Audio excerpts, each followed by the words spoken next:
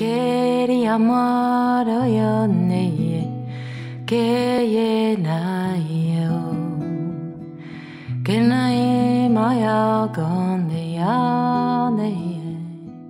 histoire se passe en Orient, à Canaan, à une époque très ancienne, où le temps n'avait pas d'âge et les années se noyaient dans le torrent de la vie. Tout d'abord, il y a un cri dans tout le campement. C'est le cri d'un jeune homme qui sort de la tente paternelle. Il saute, il court, il tourne sur lui-même. « Regardez, mes frères! Voyez comme je suis beau! Regardez ma tunique multicolore! C'est Père qui me l'a offerte! Même le soleil est là pour me regarder. Oh, touchez, touchez, c'est du falin! Je suis si heureux, mes frères! Si heureux, mes frères !»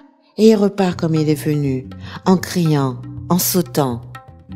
Et on peut lire sur son visage de la joie et de l'exaltation, sans déceler le regard noir de ses frères. Non, cette rancune ne date pas d'hier. C'est le fils préféré du patriarche, leur père Jacob, et le fils de Rachel. Il a toutes les faveurs. Rester dans la tente paternelle, manger les meilleurs mets, porter les plus beaux habits. Joseph, toujours Joseph. Et eux alors? Eh bien eux, ils gardent le troupeau de leur père, dans la nuit glaciale, comme le jour sous un soleil de plomb, ou sous la pluie. Joseph, toujours Joseph. Mais cette jalousie se transforme en haine lorsqu'un beau matin Joseph se réveille en leur racontant 2 rêves.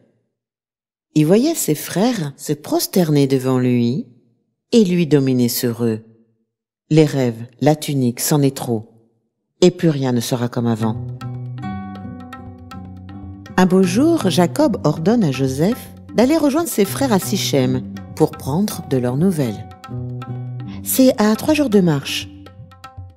Joseph obéit, il rassemble ses affaires et quitte le campement pour traverser le désert. Mais un malheur arrive. Ses frères reviennent au campement, mais sans Joseph. Ils tiennent dans leurs mains sa tunique tout ensanglantée. « Père, n'est-ce pas la tunique de ton fils ?» Mais que s'est-il passé? A-t-il fait une mauvaise rencontre? Ou peut-être qu'une bête sauvage l'a dévoré? Alors on est parti à sa recherche pendant des jours, des semaines, des mois, des années, sans succès. Pas la moindre trace. Il faut se rendre à l'évidence. Joseph ne reviendra pas. Jacob se met à crier sa douleur. « Mon fils, mon fils! Je retournerai dans la tombe en pleurant, mon fils! » Et tout le monde peut entendre les pleurs du vieil homme. Plus de chants, plus de danse. Ses fils n'osent même plus se regarder. Ils n'osent plus se parler. Ils portent en commun un secret, un lourd fardeau. Parfois, dans la nuit noire, lorsqu'elle est trop profonde, ils font de mauvais rêves. Ils entendent encore et toujours la voix de Joseph les supplier. « Pitié, pitié mes frères, ne me vendez pas. Pourquoi vous faites cela?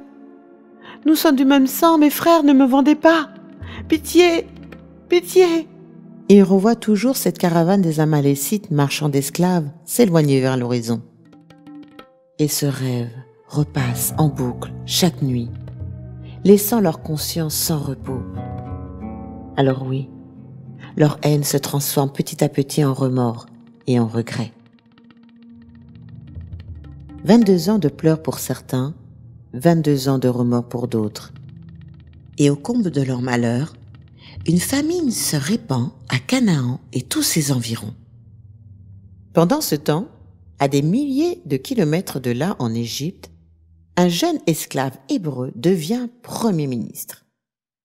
Il obtient toute la gouvernance de l'empire de Pharaon. On dit qu'il est monothéiste, qu'il n'adore qu'un seul Dieu. Quelle idée! On dit aussi qu'il gravit tous les échelons pour devenir le bras droit de Pharaon. Ce ministre de 40 ans n'est autre que Joseph, qui voit la bénédiction de Dieu dans sa vie. Mais la famine se répand aussi en Égypte. Prévenu par Dieu, Joseph remplit les greniers de l'Empire pendant 7 années.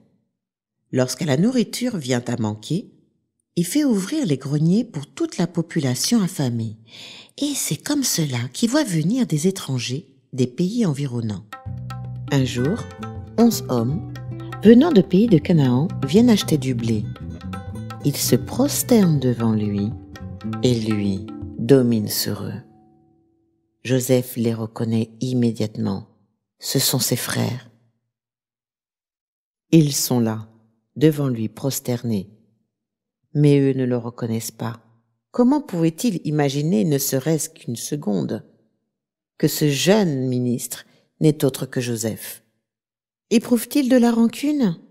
Non, au contraire. Il voit l'accomplissement de ses rêves et le plan de Dieu pour eux et leur famille.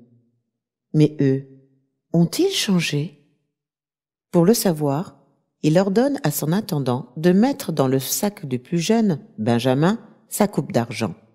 Lorsqu'on constate le vol, Joseph fit mine d'emprisonner Benjamin, mais tous s'y opposent, et Judas supplie. « Nous sommes les fils d'un vieil homme qui a perdu il y a bien des années de cela son fils bien-aimé. Si tu le prives du plus jeune, il en mourra, certainement. Oh, prends-moi en tant qu'esclave à sa place. Aie pitié de notre vieux père. » À ces mots, Joseph comprend qu'ils ont réellement changé. Pendant toutes ces années, lui aussi a compris bien des choses. Et c'est à ce moment-là qu'il dévoile enfin sa véritable identité. Inutile de vous dire que les retrouvailles ont été plus que chaleureuses, presque irréelles. Joseph fait revenir son père, son vieux père et la famille de ses frères à Goshen, en Égypte. Ils vécurent heureux tous ensemble. Joseph meurt très vieux auprès des siens. La tribu d'Israël devient une nation au sein d'une autre nation, l'Égypte, et cet empire domine sur Israël. Mais ça, c'est une autre histoire.